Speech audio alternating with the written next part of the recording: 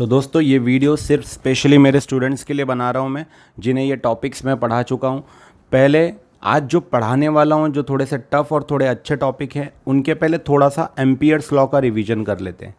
Law के हिसाब से क्या लिखाया था मैंने आपको परसों लाइव लेक्चर में पढ़ाया था कि the line integral of magnetic field is μ0 times the current. ठीक है, जिसमें B और DL लेंथ है, B है मैग्नेटिक फील्ड और B वहीं होगा जहां लेंथ होगा कंडक्टर का। मतलब B और DL के बीच में B और DL के बीच में एंगल होगा 0। ये आपको मैंने बता दिया था कि B और DL के बीच में एंगल होगा 0, ये पढ़ा दिया था। ठीक है, उसका पहला एप्लीकेशन है B मतलब magnetic field due to straight conductor carrying current. एक स्ट्रेट कंडक्टर है जिसमें से करंट फ्लो हो रहा है दोस्तों, ये देखिए।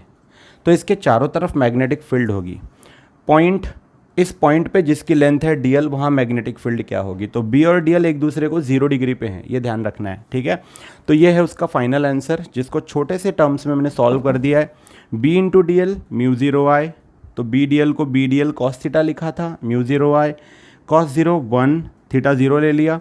B into DL μ0I। अब लेंथ जो मैग्नेटिक फील्ड की है वो 2πr। देखिए ये छोटे छोटे B को जोड़ दीजिए, छोटे छोटे लेंथ को जोड़ दीजिए, छोटे छोटे लेंथ को जोड़ दीजिए, ये सर्कल में जुड़ेगा।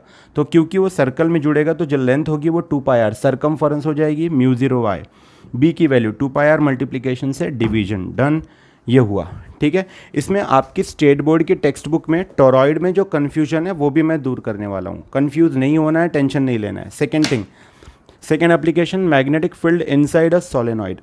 इनसाइड अ सोलेनॉइड जब बोला जा रहा है तो आपको सिर्फ इनसाइड पॉइंट पे फोकस करना है, इनसाइड अ सोलेनॉइड। ठीक है, ओके। दूसरी बात मैंने आपको बताई कि B और DL लेंथ और मैग्नेटिक फील्ड में एंगल 0 होना चाहिए। यहाँ इस लेंथ में और इसमें 90 डिग्री आ रहा है, यहाँ पे भी क्या आ रहा है 90 डिग्री। तो ये तो कैंसिल हो गए, ये भी कैंसिल हो गया। ये जो है ये आउटसाइड है और हमें इनसाइड चाहिए, है ना। ये निग्लिजिबल हो जाएगा, 0 हो जाएगा। ठीक, ये आप ध्यान रखें, ये पूरा कोर मटेरियल भरा हुआ है। नाउ B इंटू DL कैसे सॉल्व किया था? A से B से C से D से A, याद आ रहा है? तो A से B से C से D से A। तो सिर्फ A से B बचता है, बाकी सब क्या हो जाता है? 0, कैंसिल हो जाता है। तो बाकी सब 0 हो जाने के बाद दोस्तों आप पीछे स्क्रीन लेके देख सकते हो, वीडियो को पीछे कर देना, सिर्फ बचेगा A से B इंटू DL, क्योंकि वही अंदर है। बाकी मैं लाइव वीडियो में सब कुछ डिटेल बता चुका हूँ। तो ये रहा A से B इंटू DL, B बाहर जाएगा, इंटीग्रेशन ऑफ DL क्या होगा? L। समझ गए आप? ये सर्कल नहीं है, ये स्ट्रेट लाइन है, इसलिए इंटीग्रेशन ऑफ DL क्या होगा? L। Equation number 1। अब क्या कहता है law? B into DL is equals to μ0I। तो B इंटू DL का तो वैल्यू निकाल लिया, अब μ0I निकाल लेते हैं। μ0I सॉलिनॉइड में जो करंट है वो डिपेंड करेगा I की जगह पे NLI, number of turns, small n लेना है, capital L I। Equation number 2। अब इक्वेट कर दो, B into DL is equals to μ0I, है ना, यही करना है। सो B इंटू DL की वैल्यू BL, ये रही BL, और μ0I की वैल्यू μ0 NLI। ये कैसे किया, समझ में आया आपको? ठीक है, ये देखिए B इंटू DL इस तरफ होगा और इस तरफ होगा, एम्पियर्स लॉ लगाना है। B इंटू DL μ0I, तो B इंटू DL की वैल्यू क्या है? BL, तो ये आ गया BL। μ0I की वैल्यू क्या है? μ0 NLI, तो ये आ गया μ0 NLI। समझे? LL कैंसिल, तो जब आप LL कैंसिल करते हो तो B is equals to μ0 NI। That's the final answer for solenoid. ठीक है, टोरॉइड में आते हैं दोस्तों। टोरॉइड आपको बता दिया है मैंने, लिखवा दिया है मैंने। फिर से B into DL is equals to μ0I। So B into DL integration 2πr, integration L आता है और L सरकमफरेंस है तो 2πr μ0 NLI। यहाँ पे भी करंट N पे, L पे और I पे डिपेंड करता है दोस्तों। ये 2πr, ये रहा 2πr, μ0 N लेंथ सर्कुलर है तो 2πr। यहाँ नहीं हुआ क्योंकि यहाँ सर्कुलर नहीं थी, स्ट्रेट थी। सो L के जगह 2πr कैंसिल, μ0 NI। कई बच्चे बोलेंगे सर हमारे बुक में जो आंसर दिया है वो ऐसा दिया है, कैसा कि B is equals to μ0 capital N I upon 2πr। ये आपके टेक्स्ट बुक में आंसर दिया है, बहुत इजी है, कितना आसान है, देख लो। ये हुआ number of turns per unit length is equals to small n, आपको मैंने पढ़ाया था। तो आपको ये ध्यान में रखना है, अगर आपने ये देख लिया, देखें कि small n into L is equals to capital N, number of turns है ना। सो स्मॉल एन की वैल्यू क्या आएगी, number of turns per unit length, और लेंथ है सर्कुलर, मतलब एन अपॉन 2πr। लेंथ ये एल है, circumference, so μ0 N I upon L, L क्या, सरकमफरेंस, मतलब 2πr। तो बस स्मॉल एन की जगह पे एन अपॉन एल डाल दिया, देखो स्मॉल एन की जगह पे N upon L, that's it. ये एम्पियर्स लॉ के 3 एप्लीकेशन मैंने आपको बता दिया। अब जो चौथा एप्लीकेशन है सिलेंडर का, यूनिफॉर्म सिलेंडर का, फाइनाइट इनफाइनाइट, और उसका ग्राफ, वो बहुत ज़्यादा ज़रूरी है। तो यहाँ से एक्चुअली आज का मेन टॉपिक स्टार्ट होता है, जल्दी से इसे नोट डाउन कर लो। सो स्टूडेंट्स, अब हम लोग ये जो टॉपिक, जो आज का हमारा मेन एम है, उस पे चलते हैं, और वो टॉपिक है hollow current carrying infinitely long cylinder. हम लोग एम्पियर्स का लॉ ही यहाँ पर अप्लाई कर रहे हैं, और आप लोगों को पूरा ध्यान इसी पे देना होगा, सब कुछ अच्छे से ध्यान है, सिंपल, बट अगर टर्म्स नहीं समझे तो कंफ्यूज हो जाओगे, ठीक है पूरा सिंपल, पर टर्म समझने के लिए पूरा ध्यान देना होगा। चलिए, सबसे पहले हमें एम्पियर्स लॉ तो पता ही है कि integration of B D L is equal to μ0 I, एकदम याद हो चुका होगा, अब आपको एकदम याद कर लेना, कंफ्यूज होने की ज़रूरत नहीं है। कुछ लोग कहते हैं कि टॉपिक्स अलग अलग चल रहे हैं, नहीं, आप साइक्लोट्रॉन से उठा लो, साइक्लोट्रॉन के बाद जितने टॉपिक्स हमारे हुए हैं वो सब सीरीज़ में हुए हैं, उन सीरीज़ में उन सारे टॉपिक्स को सीरीज़ में पढ़ो, उनका फॉर्मूलाज लिख लो, जो डाउट्स हैं वो मुझे भेजो, मैं बताऊंगा क्या करना है, ठीक है। न्यूमेरिकल हमने अभी स्टार्ट नहीं किया है, वो बहुत बेसिक थे, हम बहुत टफ लेवल न्यूमेरिकल एंट्रेंस के लिए करने वाले हैं, ये सब होने दो। चलिए देखिए, hollow current carrying infinitely long cylinder. अब मैं आपको एक बात बताऊं, जैसे आप गॉस थ्योरम पढ़ते थे तो गॉसियन सरफेस होता था, मतलब ये सिलेंडर है, अगर ये चार्ज्ड है तो ये ओरिजिनल सरफेस, इसके चार्ज का इम्पैक्ट अगर यहाँ पे पड़ रहा है, यहाँ पे वो खींच रहा है किसी चीज़ को, तो ये जो पॉइंट होगा ये गॉसियन सरफेस में आएगा। जो इमेजिनरी सरफेस है, जो दिख नहीं रहा है, वो गॉसियन हुआ। वैसे ही एम्पियर्स में भी एक एम्पियर लूप हो जाता है। देखिए समझिए, एक सिलेंडर लेंगे, hollow current carrying infinitely long cylinder, अनंत तक, कितना भी बड़ा सिलेंडर क्यों ना हो, हम एक पर्टिकुलर साइज़ का ही सिलेंडर लेंगे, क्योंकि हमारा बोर्ड बहुत बड़ा नहीं है, ठीक है। तो ये है वो सिलेंडर। हम क्या करेंगे दोस्तों, सिलेंडर का जो एक्चुअल रेडियस है वो लेंगे कैपिटल आर, मतलब ये उसका एक्चुअल रेडियस है, ये आप ध्यान रखें, एक्चुअल रेडियस है कैपिटल आर। अब इसके अंदर हम ले रहे हैं, तो ये हॉलो है, हॉलो मतलब अंदर से खाली है, जैसे कि आप लोगों का दिमाग है ना, तो ये अंदर से पूरा खाली है, right. My students have the hollow brain, that means what, कि अंदर से खाली है, तो no current, I is equal to 0, current यहाँ नहीं है, याद रहे। तो करंट है कहाँ, करंट है कहाँ, करंट सिर्फ सरफेस पे है, जहाँ सरफेस है वहीं है, समझे आप मेरी बात को। इसका एक टॉप व्यू बना के दिखाता हूँ, टॉप व्यू से शायद आप समझ जाओ कि मैं क्या कह रहा हूँ। अगर ये टॉप व्यू, मतलब मैं ऊपर से सिलेंडर को देखता हूँ, सपोज ये सिलेंडर है और मैं ऊपर से देखता हूँ, है ना, करंट मुझे दिखता नहीं है, पर करंट कैसे आ रहा है वो बता रहा हूँ। तो करंट सिर्फ ये बॉर्डर से आ रहा है, देखिए सिर्फ इस बॉर्डर से करंट आ रहा है, ये बॉर्डर से करंट आ रहा है, दिस इज करंट, ध्यान देना है आपको, सिर्फ बॉर्डर से करंट है, बॉर्डर पे करंट है, current I at border only, याद रहे आपको। ये देखिए जो खाली स्पेस अंदर का है, ये वाला, ये स्पेस में कोई करंट नहीं है, क्योंकि वो हॉलो है, समझे आप मेरी बात। ये है top view, this is top view, बना लेना। देखो, तो अब हम लोग इसमें की दो कंडीशंस को सॉल्व कर लेंगे। पहली कंडीशन जो हम सॉल्व करेंगे वो होगा, अच्छा हाँ, स्मॉल आर के बारे में अभी तक मैंने आपको नहीं बताया। जो एम्पियर्स लूप होगा, एम्पियर्स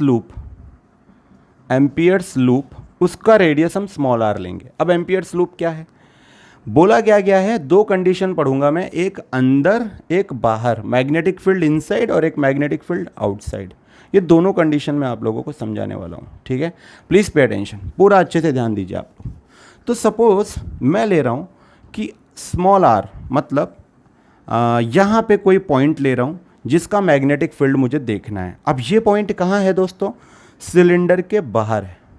तो अगर मैं सेंटर से इसका डिस्टेंस देखूंगा तो ऑब्वियसली वो कैपिटल आर से बड़ा दिख रहा है, इसको हम ले लेते हैं स्मॉल आर, और यहाँ से जो लूप इमेजिनरी बनेगा वो है एम्पियर्स लूप। कौन सा लूप? एम्पियर्स लूप, जो दिख नहीं रहा है। ठीक है, okay.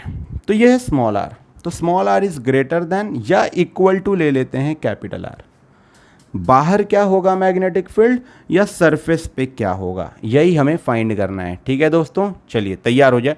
Small R is greater than और इक्वल टू आर। ठीक है, बी इंटू डी एल क्या है Ampere's law, is equals to mu zero times current flowing through the conductor. मतलब बी बाहर, अंदर आया D L, integration of D L L, length है सर्कुलर, छोटे छोटे लेंथ को जोड़ दीजिए आप, सर्कुलर बन जाएगी क्योंकि इंटीग्रेट कर रहे हो आप।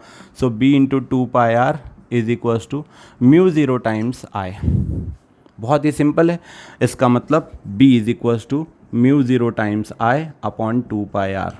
देख लो, ये ध्यान दे दो, b is equals to mu zero I upon two pi R, ये आ गया है। इससे आपने क्या साबित किया? इससे हम ये साबित कर रहे हैं कि b is inversely proportional to r। देख लो, r यहाँ पर है, म्यू ज़ीरो आई और टू पाई को कांस्टेंट रखो, तो b is inversely proportional to r।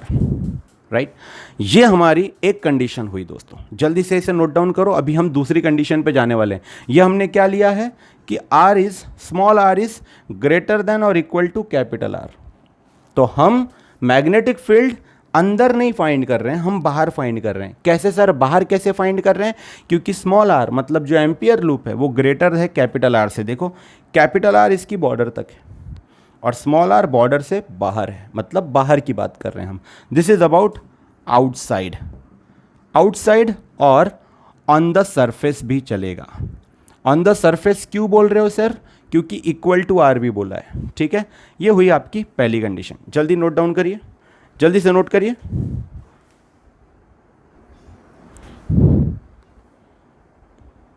तो अब हम लोग दूसरी कंडीशन को देख लेते हैं।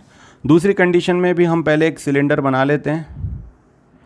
बेवफा तेरा यूं मुस्कुराना भूल जाने के काबिल नहीं है। देखो, ये है कैपिटल आर दोस्तों। सॉरी, गाने का टेंशन ना लें, वो तो ऐसे ही गा रहा हूँ मैं। यह है कैपिटल आर। ओके, यह है सिलेंडर। कैपिटल आर मैंने आपको बता दिया, सिलेंडर का रेडियस होगा, मतलब उसका जो बेस है, टॉप है, उसका रेडियस होगा। अब हमको अंदर मैग्नेटिक फील्ड फाइंड करनी है। तो मतलब हमारा जो रेडियस होगा अंदर का, किसी भी एक पॉइंट पे, जैसे ये पॉइंट अगर देखो, तो ये पॉइंट का अगर रेडियस मैं r लेता हूँ और यहाँ से एक सर्कुलर लूप बनाता हूँ, तो ये स्मॉल r इससे छोटी है, कैपिटल R से छोटा है, तो small r is less than capital R। चलिए ये कंडीशन बना के देखें। मतलब ये पॉइंट P पे मैग्नेटिक फील्ड अगर फाइंड करनी है तो P कहाँ है? इनसाइड है। तो ये कंडीशन काय के लिए है? इनसाइड के लिए है। ठीक है, चलिए। सो क्या कहता है? Integration of B into D L. ये तो याद ही हो जाना चाहिए, म्यू ज़ीरो आई। पर भैया अंदर के तरफ तो करंट था ही नहीं, टॉप व्यू बनाया था, टॉप व्यू सिर्फ बॉर्डर में था, अंदर तो खाली था, पूरा खाली था, तो अंदर के तरफ current zero. So I inside is equal to zero. तो अगर current zero, I is equal to zero, so integration of B into D L is equal to mu zero into zero, मतलब is equal to zero. So integration of b into D L अगर zero आता है तो b क्या आता है? Zero. समझे आप? तो magnetic field inside is equal to zero. ये बहुत ज़्यादा इंपॉर्टेंट है, ये आप देख लो, ये कंडीशंस को समझो। और क्वेश्चन में न्यूमेरिकल में हॉलो की तरफ हमेशा नज़र रखना। हॉलो बोला गया है, इट इज़ अबाउट हॉलो, खाली है अंदर। खाली है अंदर मतलब अंदर है I zero, inside current zero. So ये दो values, b is inversely proportional to r और b is equals to zero. इन्हें देखने के बाद साबित क्या होता है? साबित ये होता है कि अगर इस सिलेंडर में, मैं एक सिलेंडर बना रहा हूँ जिसमें से ये हॉलो सिलेंडर है और करंट फ्लो हो रहा है, अंदर नहीं फ्लो हो रहा है, जिसका रेडियस है कैपिटल R, तो अगर मैं यहाँ सेंटर पे मैग्नेटिक फील्ड देखता हूँ तो ज़ीरो, और आगे बढ़ता हूँ ज़ीरो, और आगे बढ़ता हूँ ज़ीरो, जब तक मैं बॉर्डर तक नहीं पहुँच जाता तब तक वो क्या होगा? ज़ीरो। मतलब जब तक R is equal to capital R नहीं हो जाता। ये देखो, ये एम्पियर्स लूप है, ये है स्मॉल r। जब तक ये बॉर्डर तक, मतलब स्मॉल r क्या नहीं बन जाता? कैपिटल R, तब तक मैग्नेटिक फील्ड प्रोड्यूस नहीं होगा। और उसके बाहर भी मैग्नेटिक फील्ड होगा, पर वो कम होगा। 0 0 0 0 एकदम से ज़्यादा, फिर कम कम कम, मतलब बाहर कम होता चला जाएगा। मतलब सबसे ज़्यादा कहाँ पर है? सरफेस पे। ठीक है, तो हम इसका भी एक ग्राफ बना रहे हैं दोस्तों। अगर आपने ये पूरा नोट कर लिया हो तो मैं अभी आपको एक ग्राफ बना के दे रहा हूँ। चोट दिल पे जो खाई है मैंने, वो दिखाने के काबिल नहीं है। इट्स जस्ट अ जोक, इससे कोई रियलिटी का लेना देना नहीं है। चलिए देखिए, अब आपने ये दो कंडीशंस को समझ लिए, इसको और इसे, ग्राफ बनाए। देखिए सब कुछ खेल मैग्नेटिक फील्ड बी और रेडियस आर का है। डिस्टेंस ये मैंने स्मॉल आर क्यों लिया है? क्योंकि हम एम्पियर्स लॉ पढ़ रहे हैं, तो एम्पियर्स लूप लेना होगा, और एम्पियर्स लूप क्या था? Small R. पीछे जाइए, पूरे वीडियो को देखिए और हर शब्द जो बोलता हूँ उसको नोट करते चलिए, खाली वो शायरी छोड़ के। ठीक है, सो देखो ध्यान दीजिए। सो बी, यहाँ पे बी भी 0 है और आर भी 0 है। इस पॉइंट पे ओरिजिन है, ग्राफ है। आर बढ़ता गया बढ़ता गया, देखिए मैंने बोला था आर बढ़ता गया। कब तक? जब तक वो एक वैल्यू तक नहीं आ जाता जहां स्मॉल आर क्या नहीं हो जाता? Capital R. तो आर बढ़ता गया यहां तक जहां small R is equal to क्या है? Capital R. और इस पॉइंट पे अचानक से मैग्नेटिक फील्ड बढ़ गई। जो हमारी सबसे पहले मैग्नेटिक फील्ड आई थी वो थी, एक्सक्यूज मी प्लीज, वो थी यहाँ पे μ0I/2πr। देखो जो मैंने पहली कंडीशन में बताया था, जिससे ये इन्वर्सली प्रोपोर्शनल निकाला था, μ0I/2πr निकाला था, तो वो यहाँ पर आया इस पॉइंट पे। अब जब हम यहाँ तक पहुँच गए तो हमें ये वैल्यू मिल गई, मतलब small R is equal to capital R. अगर अब हम बाहर जाएंगे तो फिर से मैग्नेटिक फील्ड थोड़ी घट जाएगी। मतलब अगर मैंने डिस्टेंस और बढ़ाया, मैं इधर अगर बढ़ता हूँ तो मैग्नेटिक फील्ड कम होगा, मैं और बढ़ता हूँ मैग्नेटिक फील्ड और कम होगा, मैं और नीचे आ रहा है ना, मतलब कम हो रहा है। ये इधर जा रहा है मतलब आर बढ़ रहा है, पर बी नीचे आ रहा है मतलब कम हो रहा है, ये और कम होगा। तो ये इस तरीके से कर्व दे देगा। समझे आप मेरी बात? तो ये बनेगा graph, B is inversely proportional to R for hollow current carrying infinitely long cylinder. एक बार ग्राफ और समझा रहा हूँ, बहुत अच्छे से ध्यान दीजिएगा। मैंने आपको क्या बताया था कि मैग्नेटिक फील्ड सेंटर में नहीं होगी, ये हॉलो सिलेंडर है, अंदर से खाली है, तो इनसाइड 0 होगी, अंदर तक पूरी मैग्नेटिक फील्ड 0 होगी जब तक गॉसियन सरफेस या सिलेंडर या radius, not Gaussian, amperes radius या एम्पियर्स लूप यहाँ बॉर्डर तक नहीं पहुँच जाता। और बॉर्डर पहुँचने के बाद तो स्मॉल आर और कैपिटल आर सेम हो जाएंगे, मतलब बी, ये है स्मॉल आर, यहाँ सब 0, डिस्टेंस बढ़ने से कोई फर्क नहीं पड़ रहा है जब तक वो बॉर्डर तक नहीं आता जहां आर इज इक्वल टू क्या है? Capital are. अचानक से मैग्नेटिक फील्ड बढ़ जाएगी, हो जाएगी μ0I/2πr। मैंने आपको पढ़ा दिया वो, है ना, μ0I/2πr। आप और आगे जाएंगे तो अब आप बॉर्डर के बाहर आ जाएंगे, और अब जब बॉर्डर के बाहर आ जाएंगे तो मैग्नेटिक फील्ड फिर से कमज़ोर होगी। और मैग्नेटिक फील्ड कमज़ोर मतलब नीचे, ये जो ये एक्सिस है ये बी को रिप्रेजेंट कर रही है, तो नीचे आ रहा है तो कौन नीचे आ रहा है? बी। डिस्टेंस बढ़ रहा है पर बी नीचे आ रहा है, तो ये हो जाएगी magnetic field. So B is inversely proportional to R. देख लो, B is inversely proportional to R. R बढ़ रहा है, बी घट रहा है, आर बढ़ रहा है, बी घट रहा है। तो ये ग्राफ शायद आपको समझ में आ गया। थैंक्स अ लॉट, जल्दी से लिख लो।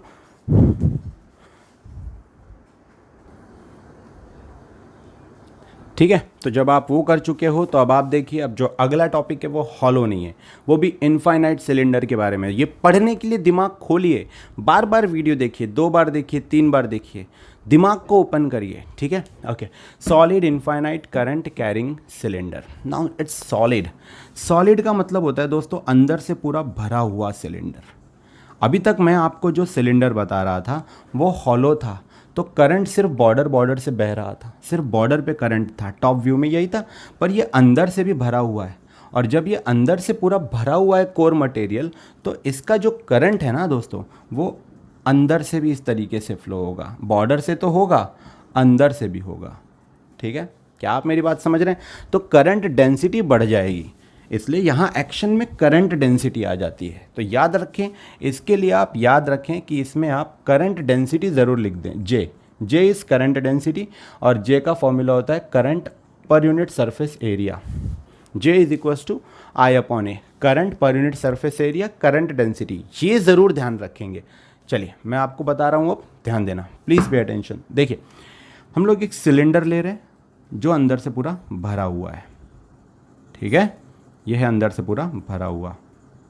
ओके, मैं आपको और एक बात बता दूं, पिछला जो टॉपिक मैंने बताया अगर उसमें भी कन्फ्यूजन है तो जिस भी पॉइंट पे, पहले तो 2 बार देख लो, फिर भी अगर कन्फ्यूजन है तो जिस भी पॉइंट पे कन्फ्यूजन है वो मुझे मैसेज करो, स्क्रीनशॉट लेके व्हाट्सअप करो, डाउट्स जो भी है भेजो, मैं ज़रूर बताऊंगा, ठीक है।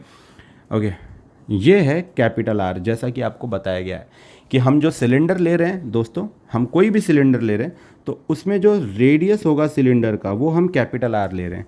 सो ये यहाँ से लेके यहाँ तक की जो वैल्यू है ये है कैपिटल आर, और जो हम एम्पियर्स लूप का रेडियस लेंगे वो होगा स्मॉल आर, ठीक है, ये याद रखेंगे। तो सबसे पहला जो केस हम लोग लेंगे वो अंदर के लिए लेंगे, small R is less than capital R, मतलब अंदर से शुरुआत करेंगे फिर बाहर जाएंगे। तो मान लीजिए यहाँ कोई पॉइंट है, तो अगर वो यहाँ है तो सेंटर से यहाँ के डिस्टेंस पे तो ये बनेगी एम्पियर्स लूप, तो ये जो रेडियस होगा ये स्मॉल आर होगा, तो small R is less than capital R, सही है। ओके, हमें एम्पियर लूप पढ़ना है तो हमें एरिया एम्पियर लूप का लेना होगा, ठीक है, एरिया एम्पियर लूप का, ये लिख लो, एरिया एम्पियर लूप का लिख लो। करंट डेंसिटी जो हमें लेनी है तो पूरे सिलेंडर के लेनी होगी, क्यों, क्योंकि करंट पूरे सिलेंडर में मौजूद है तो हमें पूरे सिलेंडर की करंट डेंसिटी लेनी होगी। लिख लो कि पूरे सिलेंडर की करंट डेंसिटी, जब मैं पूरा सिलेंडर बोलूँ तो कैपिटल आर आएगा, मतलब करंट डेंसिटी में कैपिटल आर, और एरिया में स्मॉल आर, क्यों, क्योंकि एरिया हम किसका लेंगे, एम्पियर्स लूप का। ये सब लिख लो, पीछे जाओ लिख लो, अभी मैं आपको फिर बताता हूँ। देखो चलो अब हम लोग, हाँ, इसे इक्वल टू भी कर सकते हो क्योंकि यहाँ से वो यहाँ तक जाएगा। क्यों सर इक्वल टू क्यों किया, यहाँ भी करंट है, यहाँ भी करंट है, यहाँ भी करंट है, यहाँ भी करंट, यहाँ तक करंट है, देख लो पूरा करंट ही करंट है क्योंकि ये अंदर भरा है पर बाहर करंट नहीं है। तो स्मॉल आर चाहे लेस हो चाहे इक्वल हो, किसको, कैपिटल आर को, ठीक। तो अब हम टॉपिक पे आते हैं दोस्तों। चलिए क्या कहा गया है, पहले करंट डेंसिटी समझिए, J is equals to current per unit surface area पहला, फिर I is equals to J into area दूसरा, एरिया डिवीजन से मल्टीप्लिकेशन। ये दोनों फॉर्मूलेस बड़े काम में आने वाले हैं अभी हमें डेरिवेशन करते वक्त। So I is equals to J into A, ठीक है, this is current density J into A. इसकी कहानी करंट इलेक्ट्रिसिटी में ज़्यादा है तो वहाँ पढ़ेंगे, पर फिलहाल अभी आप समझ लीजिए। ओके, सो एम्पियर्स लॉ कहता है integration of B into DL, DL भूल जाओ, DL एक ही बात ध्यान रखना, सर्कुलर लूप है।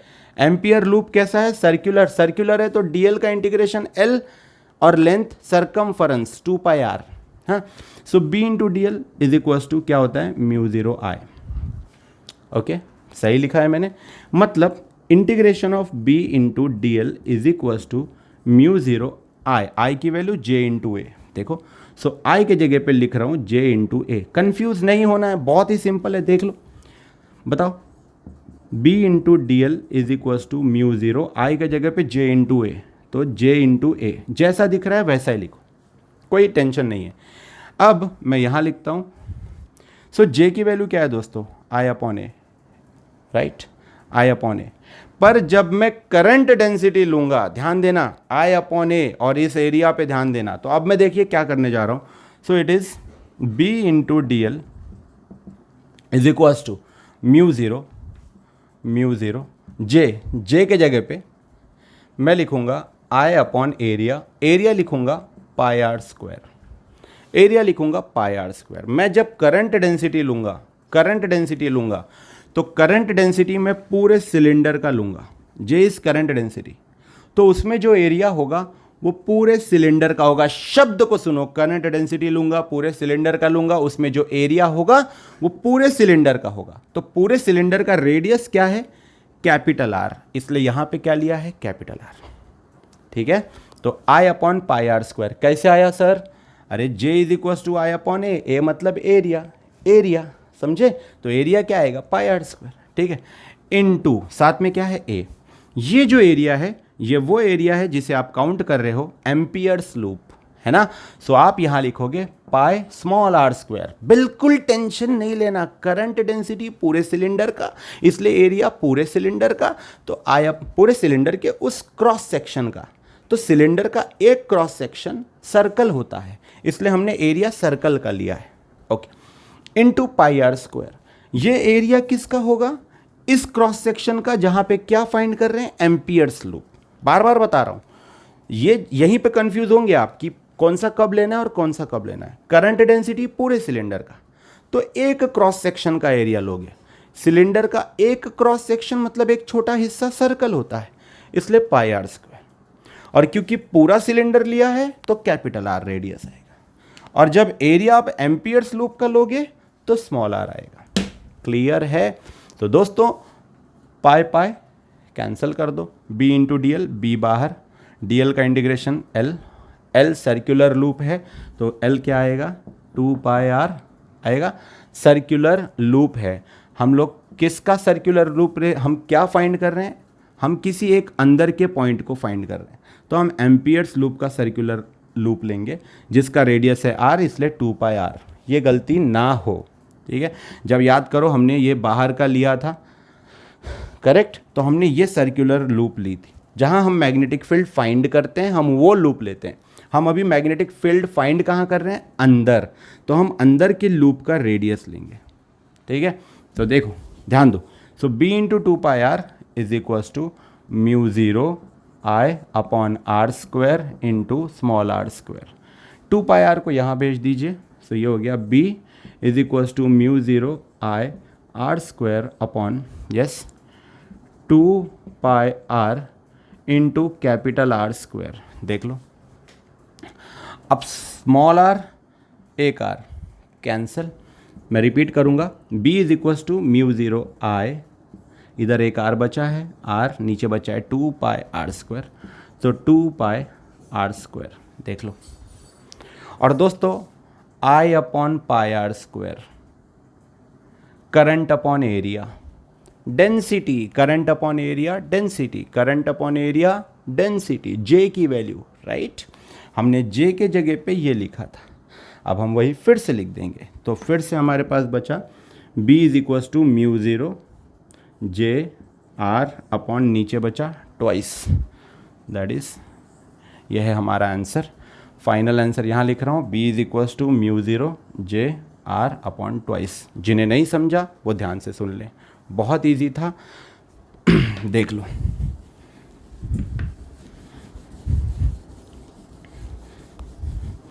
देख लो, करंट एरिया, हाँ, b into D L is equals to mu 0 times I, मतलब b इंटू डी एल का इंटीग्रेशन l मतलब 2 पाई आर। डायरेक्ट लिख देता हूँ 2 पाई, हम एम्पियर्स लूप लेंगे, हम जिसमें फाइंड कर रहे हैं वही लूप लेंगे, हम अंदर फाइंड कर रहे हैं तो अंदर का रेडियस स्मॉल आर है, सो 2 पाई आर, कैपिटल आर नहीं, इज इक्वल्स टू म्यू 0 आई के जगह पे जे इंटू ए, एरिया डिवीजन से मल्टीप्लिकेशन, तो जे इंटू ए। जे करंट डेंसिटी पूरे सिलेंडर की है, तो पूरे सिलेंडर का एरिया क्या है? कैपिटल आर, तो जे की वैल्यू क्या आएगी? आई अपॉन पाई, पूरे सिलेंडर का radius R square, so mu 0 into, बोलिए जे के जगह पे I upon pi R square into area, area उस लूप का जिसमें हम फाइंड कर रहे हैं, तो उस लूप का एरिया स्मॉल आर है, इसलिए उसका एरिया आएगा पाई आर स्क्वायर।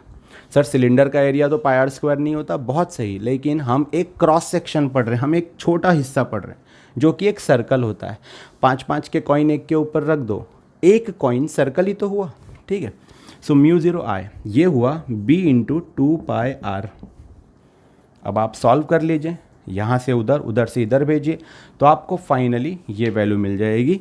कैलकुलेट करने के बाद क्या मिलेगा? b is equals to pi pi cancel, mu 0 I R square upon 2 pi R नीचे, 2 pi R into capital R square. देखो दोस्तों, यस, ये आर कैंसल, तो क्या बचा? b is equals to mu 0 I R upon 2 pi capital R square, 2 pi capital R square, सही लिखा है मैंने। अब I upon area, current upon surface area, current upon area, sorry, current upon area, current density, so b is equals to mu 0 J r upon twice, that's your answer. Over here what you will find कि b is directly proportional to r. देखो b is directly proportional to r, मतलब अगर cylinder भरा हुआ है अंदर से, जिसे कहते हैं सॉलिड, अंदर से भरा हुआ है, तो b के बढ़ने से r बढ़ेगा और r के बढ़ने से b बढ़ेगा. याद रहे ये बात, क्योंकि अंदर करंट फ्लो हो रहा है. पिछले केस में अंदर करंट नहीं था, वो इन्वर्स था. ये क्या है? Direct. Okay, note it down.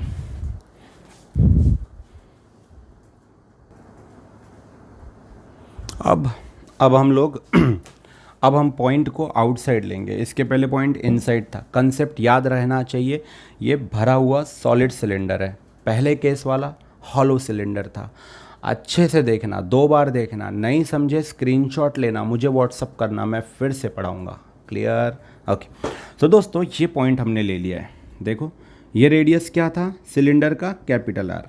अब ये पॉइंट बाहर है, स्मॉल आर. मतलब यहाँ जो एम्पियर्स लूप बनेगा वो बड़ा बनेगा. पहले आप एम्पियर्स लूप बना लिया करो, डॉटेड में बनाओ, ऐसे डॉट डॉट में बनाओ, कोई प्रॉब्लम नहीं है. ठीक है, ओके. सो अब small R is greater than capital R. बाहर है ना, तो वही आंसर आएगा जो पिछली बार आया था बाहर के लिए. तो एम्पियर्स लॉ क्या कहता है? Integration of b into D L is equals to mu zero times I. मतलब b into L is equals to mu zero times I. l क्या है? Circumference. So b into 2 pi R is equals to mu zero times I. मतलब b क्या आएगा? Mu zero I upon 2 pi R. देखिए ये बहुत favourite value है. अब यहाँ फिर से इन्वर्सली प्रोपोर्शनल हो गया, फिर से इन्वर्सली प्रोपोर्शनल हो गया.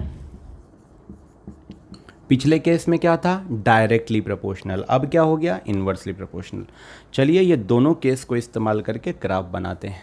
ठीक है, पिछले केस में आपने अभी जो सॉल्व किया उसमें आपका आंसर क्या आया था? Mu zero J R upon 2. पहला केस 1 थोड़ी देर पहले जो किया था, b is equals to mu zero J R upon 2. शायद यही हमारा आंसर आया था, है ना.